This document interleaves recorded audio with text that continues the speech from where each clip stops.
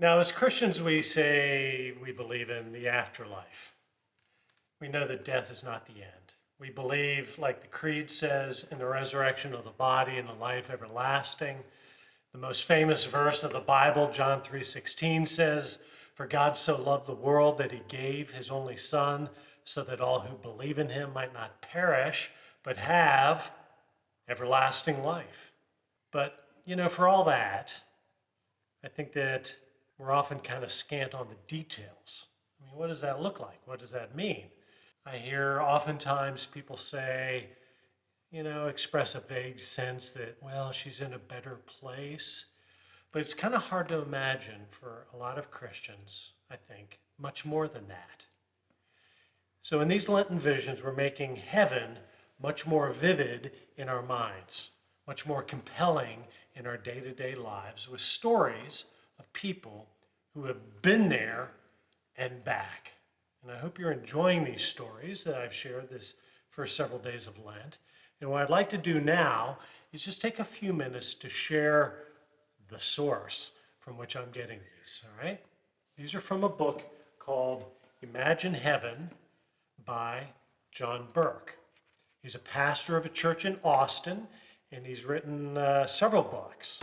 On this one, he spent 35 years researching, during which he interviewed or read the accounts of nearly 1,000 people who had died and returned from death to tell their story.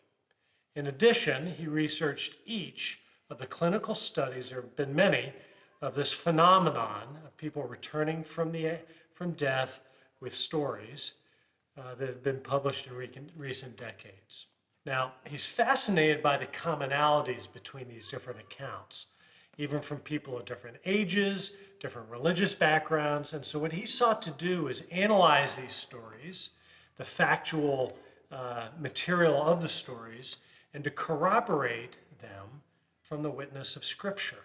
And the result is what J.P. Moreland has called, and J.P. Moreland is a professor of philosophy at Biola University in Los Angeles, and he's really known as one of the foremost Christian apologists in the United States. When I was in college, I probably read 5 books by J.P. Moreland to learn how to make sense, to make the case for the Christian faith. He described this as, quote, the top 2 or 3 books that I've ever read on the subject, and he's read like 30 books on the subject of people who die near-death experiences. He said it was a sheer joy to read. It's solidly biblical. It contains many exciting and convincing near-death experience accounts. Well, then Gary Habermas also recommended it. He's a distinguished professor and chair of the Department of Philosophy at Liberty University. And here's what he said. He said, "It's been a long time since I've enjoyed a book as much as this one. Imagine Heaven by John Burke is clearly reasoned, makes use of the best sources for near-death cases, works carefully through important inferences, and draws relevant applications to our lives. It has always seemed to me that there should be a direct connection between a well-anchored concept of the afterlife and one's practical commitment to life in this world. And this work develops that link well." So this high praise for this book from some very prominent Christian philosophers. Now, Burke shows in this book how common experiences shared by thousands of near-death survivors point to the exhilarating picture of heaven that's promised in the Bible. It's a thrilling journey right here into the afterlife that makes you feel like, just speaking from my own personal experience reading this book, it makes you feel like you've been there.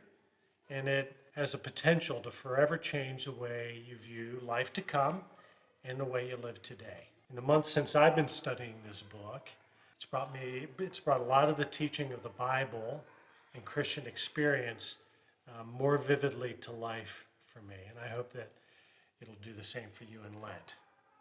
So that's today's Lenten Vision, and I'll see you tomorrow.